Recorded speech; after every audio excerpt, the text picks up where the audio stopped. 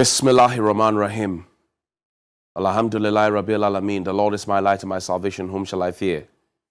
And yea, though I walk through the valley of the shadow of death, I will fear no evil, for you art with me. Thy rod and thy staff, they comfort me. Thou preparest a table before me in the presence of my enemies. Thou anointed my head with oil. My cup runneth over, and surely goodness and mercy shall follow me all the days of my life. And I will dwell in the house of the Lord forever and ever. Amen. Assalamu alaikum. Welcome to Johnny's Bite. It's Wednesday. I'm always in high spirits on Wednesdays, and you know why? Because I'm a Wednesday born. Yesterday, a matter broke the day before, and I think on Monday, and it's raging.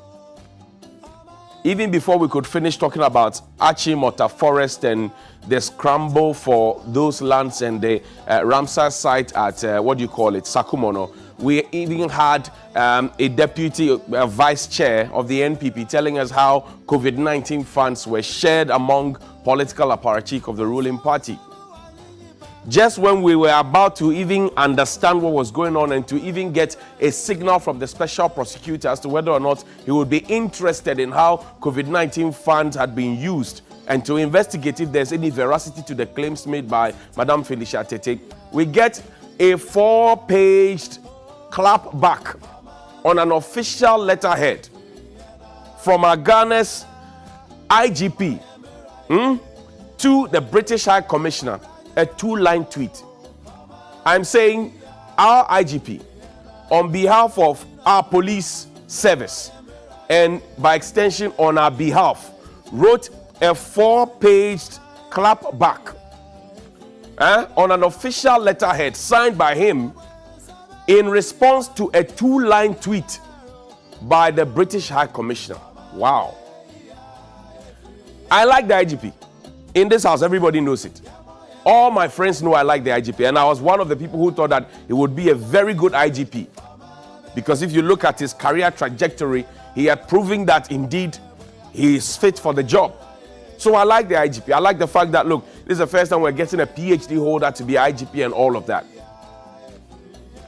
But yesterday I thought very deeply, and I asked myself, what is the central theme that the IGP wanted to communicate to the diplomat, the High Commissioner of the United Kingdom to Ghana, representing the UK government? The central theme was to tell the woman to mind her business. Do fiasem. Now, go onto social media, mainline media, the masses are split. Some are supporting the IGP for his bravery. Some are saying that they like the fact that he was frontal. But some are condemning him for what they say is a terse diplomatic gaffe. Of course, at all times, if you're a citizen of a country, you must demonstrate self-worth. You must. You must show that you love your country. You must defend your country. You must be bold enough to do so. So how did we lose ours to the point where now we have to be fighting to gain ours? Do you realize it? In 1957, when we won independence, we had national pride. People were confident enough to defend Ghana to the hilt. People, in fact, did not have to fight tooth and claw after independence to defend Ghana. So how did we lose ours? And why are we now fighting for it? And why are we now ranting? Because if somebody puts a 2-line tweet with ellipses, and then we have to write a 4-paged clap back on an official letterhead, it raises questions. It does raise questions. How did a letter that is supposed to be restricted at the bottom, and if you know what the security people mean when they say restricted, it's not supposed to be made public.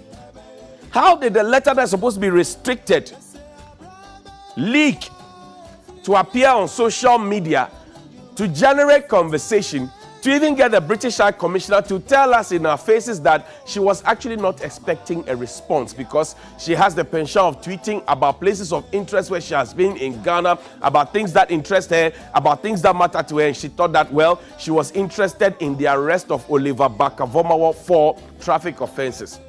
And you know, in that letter that the IGP wrote, The IGP had given indication that, well, in the UK, this cannot be done. In the UK, traffic offenses, blah, blah, blah, all of those things that are said. So essentially saying that, well, don't you want us to be like you?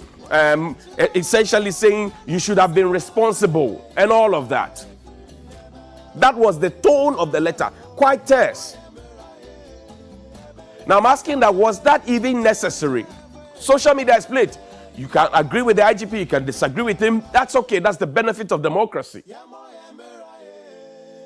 But this morning, I want us to take a look at the lyrics of the Ghana National Anthem. But be reminded that before Osajifo Dr. Kwame Nkrumah and his six declared the national independence at the Polo Grounds, on that fateful night in 1957, before they signaled for the national anthem to be played for the very first time, he said something significant. He said the black man is capable of handling his own affairs. Osajifo, he said, now this is a new beginning, and that the black man is capable of handling his own affairs. Since 1957, when we won independence with all the gold, the bauxite, the diamond, the timber, the cocoa, the salt, everything else, manpower, rubber, we have everything in this country. My question is, have we managed our affairs the way Osajifo envisioned? Have we? A few years ago, Donald Trump, President of the United States, he called Africa some unprintable words. You remember? He called us that we're a certain kind of hole. And as usual, we did to him what we are doing now to Her Excellency Thompson of the British High Commission. Oh yes, we went on social media. You cannot come from your country and talk to us like that. You cannot poke your nose in our face. You cannot do this. You cannot do that. You cannot do this. Years on, when we started demanding for our country to be fixed and for the system to be made whole again, we were asked to go and fix ourselves. Then we realized quickly how Donald Trump may have been right in calling us whatever he called us. We defended our country to the hilt. When it got to us demanding for the right things to be done for us and to us, we were told to go and fix ourselves. In fact, there was a whole movement which is still alive and which was put together, including members of parliament who tweeted, members of parliament in government who tweeted to say, fix yourself. The problem is you, it's not us. We were asking for the country to be fixed, for the system to be fixed. Fix yourself. And this whole back and forth, Oliver, back and forth, is fix the country. And it is in the IGP's letter, if you read it, suggested that he was trying to incite the army, blah, blah, all those things. And I'm asking, how did a restricted letter make it into the public? Our president has been a diplomat before. President Akufo-Addo, he's been foreign affairs minister before. We have an experienced foreign affairs minister who was deputy to President Akufo-Addo throughout the period when he was foreign affairs minister. Now she is a full minister for foreign affairs, a full diplomat. Where is the president, a former diplomat, and a minister for foreign affairs in all of what is happening? The international world is watching. The Geneva Convention is still alive. Diplomacy in the 1960s, 1970s, 1980s, 1990s is not the same as diplomacy now.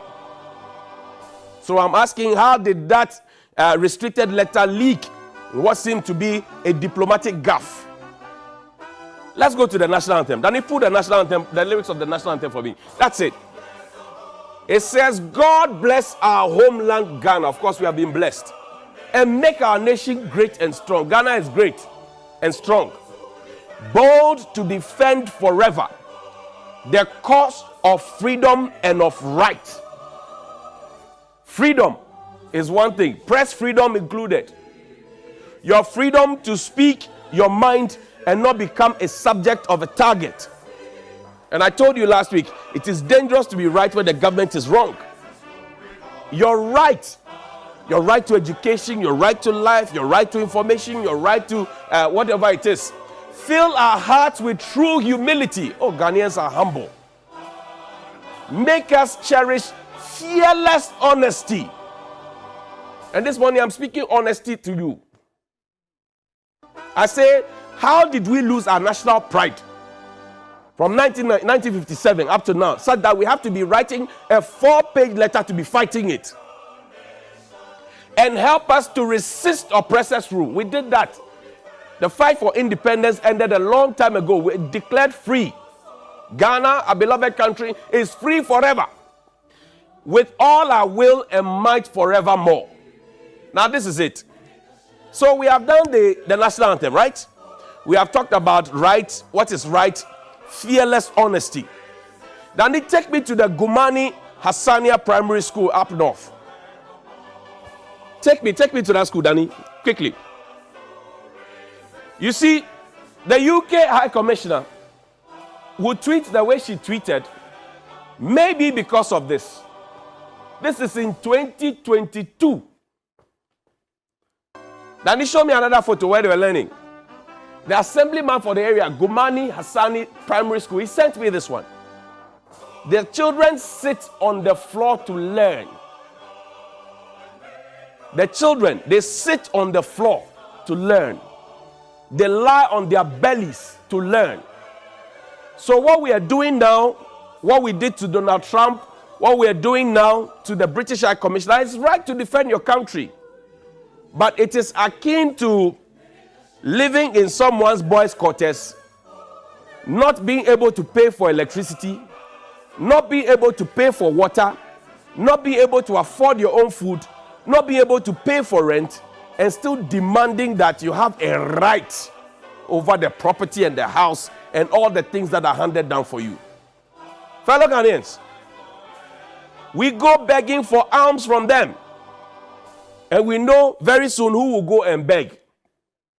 We know how this will be settled, like a married couple who have problems and they are called indoors and it will be solved. We know it.